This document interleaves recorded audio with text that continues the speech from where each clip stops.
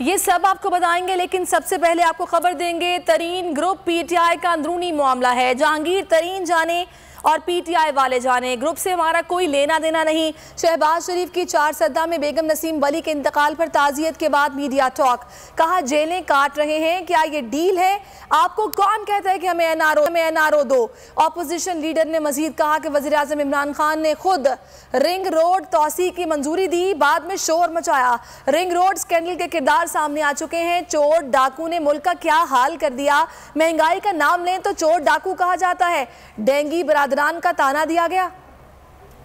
जहांगीर तरीन साहब का अपना ग्रुप है या पीटीआई जाने वो जाने, ये उनका अपना अंदरूनी मामला है, हमारा इसमें कोई अमल दखल नहीं है। मियां नवाज शरीफ साहब की साहबजादी ने जेल काटी, हमजा शहबाज शरीफ ने जेल काटी, मियां नवाज शरीफ साहब ने जेल काटी। क्या ये डीलें हैं? मैं एनआरओ दूंगा। ओ भाई, तुम्हें कौन कहता है एनआरओ दो? रिंग रोड का जो था प्रोजेक्ट, इमरान खान साहब ने खुद इजाजत दी और फिर जब शोर मचा तो यू टर्न लेना शुरू कर दिया और स्कैंडल सामने आ चुका और किरदार सामने आ चुके। हर मर्तबा, हर जगह, हर मौके के ऊपर चोर डाकू, चोर। अगर वैक्सीन का मामला है तो चोर डाकू, अगर महंगाई है तो चोर डाकू, अगर मुल्क के अंदर गुर्बत है तो चोर डाकू। आज हम वैक्सीनेशन के हवाले से बांग्लादेश से भी पीछे हैं। जिस तरह नवाज शरीफ की क़यादत में जिस तरह डेंगी का मुकाबला किया गया था, डेंगी का, और उस वक्त इन्होंने क्या कहा था?